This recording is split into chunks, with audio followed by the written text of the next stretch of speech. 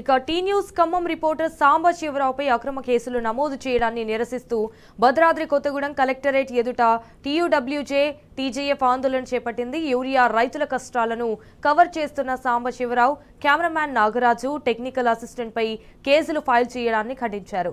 ధర్నాలో టీయూడబ్ల్యూజే జిల్లా గౌరవ అధ్యక్షులు చంద్ర నరసింహారావు, గుర్రం రాజేష్, జిల్లా ప్రధాన కార్యదర్శి మహమ్మద్ షఫీ, టెంజు జిల్లా అధ్యక్షులు వట్టికొండ రవి పాల్గొన్నారు.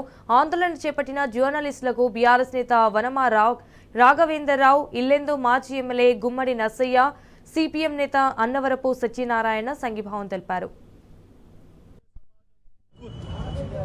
తలదించుకునేటువంటి ఇవాళ పద్ధతుల్లో ఇలా ప్రభుత్వం వ్యవహరిస్తా ఉంది. అలా ప్రజలకు ప్రభుత్వానికి వారధిగా పనిచేసి సమాజంలో ఉన్నటువంటి అన్ని సమస్యలను ప్రభుత్వం తీసుకొచ్చి ప్రజా సమస్యల కోసం రాత్రింబౌలు అంకుర దీక్షతో పనిచేస్తున్నటువంటి మరి జర్నలిస్టులపై కేసులు పెట్టి జైల్లో పెట్టడం అనేది ఇది పూర్తిగా ఖండిస్తా ఉన్నాం. ఈ రోజున ఎవరైనా కావచ్చు, ఏ పార్టీ అయినా కావచ్చు, కానీ ఇవాళ మరి సాంబశివరావు గారు ఇవాళ రాష్ట్రంలో నెలకొన్నటువంటి యూరియా కొరత మీద అక్కడ ఉన్నటువంటి రైతాంగాన్ని యొక్క సమస్యలు అడిగి మరి ప్రభుత్వం దృష్టికి తీసుకురావాలని చెప్పేసి ఆయన ప్రయత్నం చేస్తూ ఉంటే ఈ రోజున రాష్ట్రంలో ఉన్నటువంటి రేవంత్ రెడ్డి గారి ప్రభుత్వం మరి వారిని అణచివేసేటువంటి విధానాన్ని చూస్తూ ఉంటే చాలా తలదించుకోవాల్సినటువంటి ఇవాళ వస్తూ ఉంది. అలా మేము పూర్తిగా ఖండిస్తా ఉన్నాం.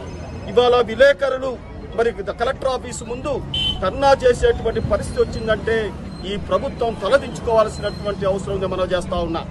ఇవాళ ఇదే కాదు, మొదటి నుంచి ప్రభుత్వం అధికారంలోకి వచ్చిన దగ్గర నుంచి కూడా జర్నలిస్టులపై దాడులు చేస్తూ జర్నలిస్టులను అక్రమ కేసులు పెట్టి హింసించడం చాలా దారుణం.